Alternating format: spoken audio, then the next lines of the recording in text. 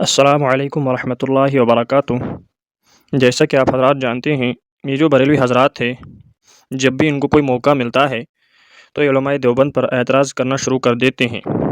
اسی طرح انہوں نے حضرت رشید احمد گنگوہی رحمۃ اللہ علیہ پر اعتراض کیا ہے کہ انہوں نے کوا کھانے کو جائز قرار دیا ہے، حالانکہ کوا کھانا حرام ہے۔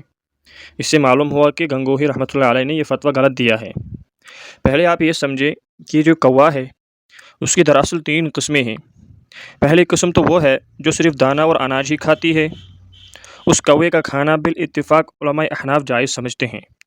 دوسری قسم وہ ہے جو صرف نجاست و مردار چیزیں کھاتی ہے، اس کوے کا کھانا بالاتفاق علماء احناف ناجائز و حرام سمجھتے ہیں۔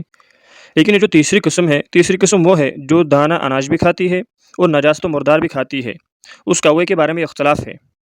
امام اعظم ابو حنیفہ رحمۃ اللہ علیہ اس کو کھانا جائز قرار دیتے ہیں، کیونکہ یہ مرغی کے مثل ہے، کیونکہ مرغی حلال ہے باوجود کہ وہ دانہ اناج کے ساتھ ساتھ نجاست وغیرہ بھی کھاتی ہے، اور فتویٰ ابو حنیفہ رحمۃ اللہ علیہ کے قول پر ہی ہے۔ معلوم ہوا کہ کوے کی یہ تیسری قسم بھی حلال ہے۔ حالانکہ یہ جو اعتراض انہوں نے حضرت رشید احمد گنگوہی پر کیا ہے، ایک مرتبہ ایک شخص حضرت رشید احمد گنگوہی رحمۃ اللہ علیہ کے پاس آیا اور سوال کیا، یعنی جو کوے کی تیسری قسم ہے، اس نے سوال کیا یہ جو کوے کی تیسری قسم ہے جس کا کھانا حلال اور جائز ہے، مگر وہاں کے لوگ اس کے کھانے کو برا سمجھتے ہیں، تو آیا میرے لیے اس کوے کا کھانا جائز ہوگا یا نہیں؟ یعنی اس شخص نے، اس سائل نے سوال کیا، یہ جو تیسری قسم ہے کوے کی، اس کو کھانا تو حلال ہے، لیکن وہاں لوگ اس کو کھانا برا سمجھتے ہیں، تو کیا میرے لیے جائز ہے کہ میں اس کو کھا سکتا ہوں؟ تو حضرت گنگوہی رحمۃ اللہ علیہ نے جواب لکھا، ثواب ہوگا، یعنی جائز ہے، گناہ نہ ہوگا، بلکہ حلال رہنے کی وجہ سے ثواب ہوگا۔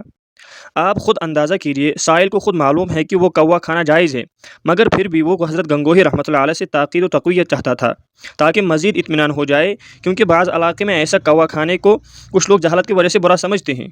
معلوم ہوا کہ حضرت گنگوہی رحمۃ اللہ علیہ نے تیسری قسم کے کوے کو حلال و جائز قرار دیا ہے، جس کو ابو حنیفہ رحمۃ اللہ علیہ نے بھی حلال کہا۔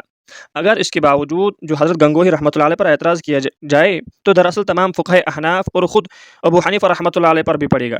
تو یہ جو اعتراض کرتے ہو، پھر تو یہ ابو حنیفہ رحمۃ اللہ علیہ پر بھی اعتراض کیا جائے گا، چونکہ بولے بالے مسلمان کوے کی ان 3 قسموں سے عام طور پر واقف نہیں ہوتے ہیں، اس لیے بریلوی حضرات اس سے فائدہ اٹھا کر مسلمانوں میں حضرت گنگوہی رحمۃ اللہ علیہ کو بدنام کرنے کی ناکام کوشش کرتے ہیں۔